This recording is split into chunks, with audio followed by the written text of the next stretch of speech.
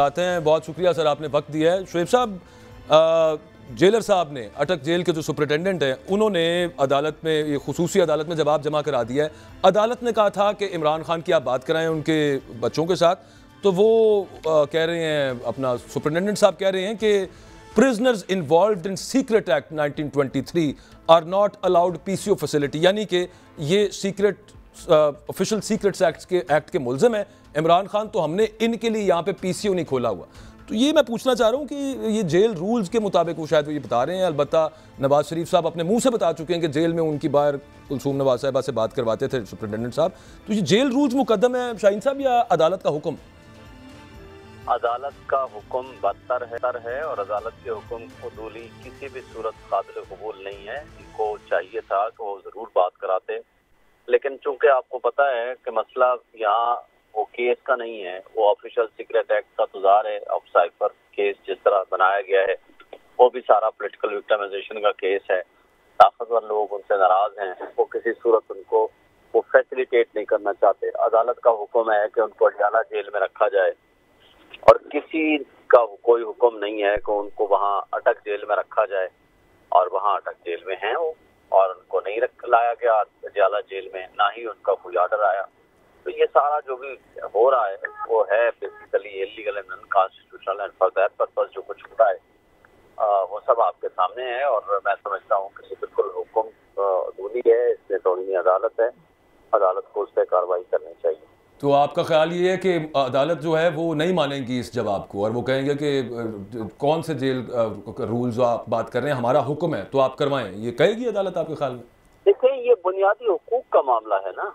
आप बुनियादी हुकूक को कैसे मुअत्तल कर सकते हैं? आप किसी फैमिली को कहें आप अपने फैमिली मेंबर से बात नहीं कर सकते, आप किसी को आप वो फैसिलिटी नहीं दे सकते जब आप बाकी मुल्ज़मान को, आपके सामने ही है, नवाज शरीफ साहब को फैसिलिटी अवेलेबल थी और वो फैसिलिटी आप इमरान खान को कहते हैं हम अवेलेबल नहीं करते। वो डिस्क्रिमिनेटरी भी है, अनकॉन्स्टिट्यूशनल भी है और फंडामेंटल राइट्स की वायलेशन भी है।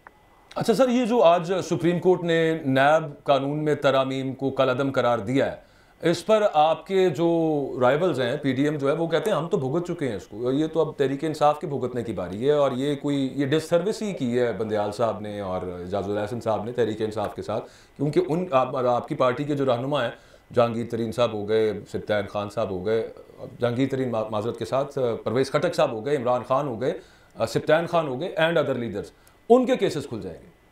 देखिए, पहली बात तो यह है कि परवेज खटक साहब भी वो किंग्स पार्टी का हिस्सा हैं, तो उनको तो देखें, जब आप पॉलिटिकल इंजीनियरिंग के लिए इदारों को इस्तेमाल करते हैं, जब आप एहतसाब के निज़ाम को गलत मिसयूज करते हैं, तो फिर वो गलत है।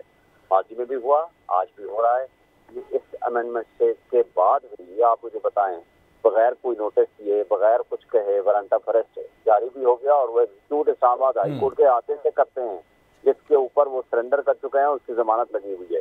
जब आपने मिसयूज ऑफ अथॉरिटी करनी है तो उसके लिए आपको पीटीसी सारी मौजूद है, सीआरपीसी मौजूद है, आपने पुलिस के जरिए करना है, किसी और के जरिए करना है।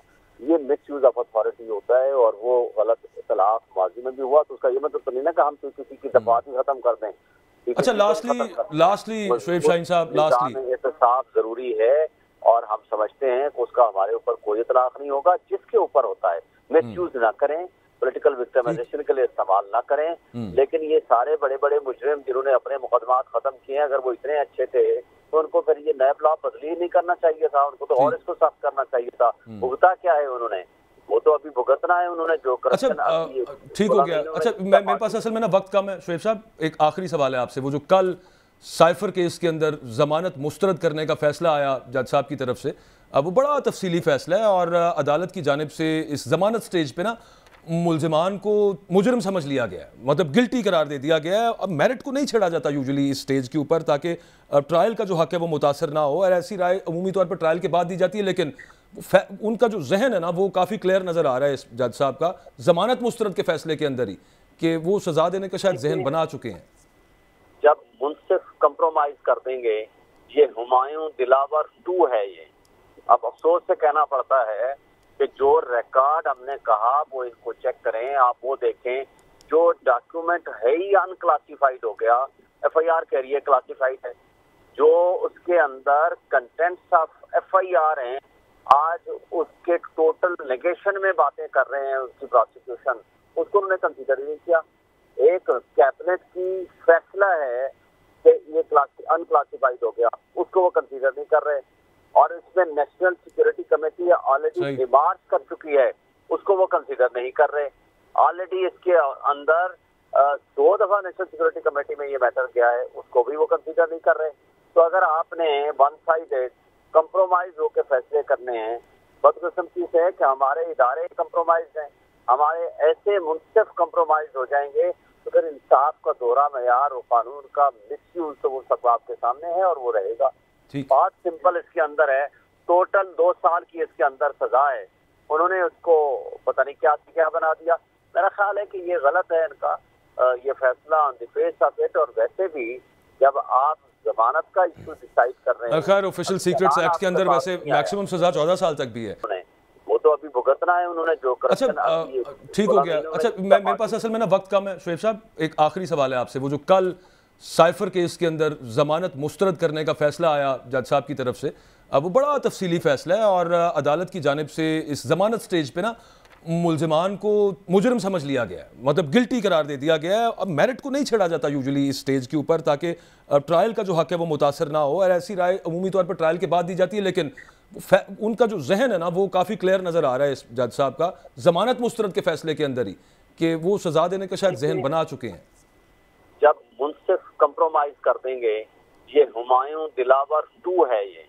अब अफसोस से कहना पड़ता है कि जो रिकॉर्ड हमने कहा वो इनको चेक करें, आप वो देखें, जो डॉक्यूमेंट है ही अनक्लासिफाइड हो गया, FIR कह रही है क्लासिफाइड है। जो उसके अंदर कंटेंट्स ऑफ FIR हैं, आज उसके टोटल नेगेशन में बातें कर रहे हैं उसकी प्रोसिक्यूशन, उसको उन्होंने कंसीडर ही नहीं किया। एक कैबिनेट की फैसला है कि ये अनक्लासिफाइड हो गया, उसको वो कंसीडर नहीं कर रहे। और इसमें national security committee already remark कर चुकी है, उसको वो कंसीडर नहीं कर रहे। ऑलरेडी इसके अंदर 2 दफा नेशनल सिक्योरिटी कमेटी में ये मैटर गया है, उसको भी वो कंसीडर नहीं कर रहे। तो अगर आपने वन साइडेड कंप्रोमाइज होकर फैसले करने हैं, बदकिस्मती से है कि हमारे इदारे कंप्रोमाइज हैं, हमारे ऐसे मुनसिफ कंप्रोमाइज हो जाएंगे तो फिर इंसाफ का दोहरा मयार और कानून का मिसयूज तो वो सब आपके सामने है और वो रहेगा। बात सिंपल इसके अंदर है, टोटल 2 साल की इसके अंदर सजा है, उन्होंने उसको पता नहीं क्या बना दिया। मेरा ख्याल है कि ये गलत है इनका ये फैसला on the face of it. और वैसे भी जब आप जमानत का इशू डिसाइड कर रहे हैं, खैर ऑफिशियल सीक्रेट्स एक्ट के अंदर वैसे मैक्सिमम सजा 14 साल तक भी है।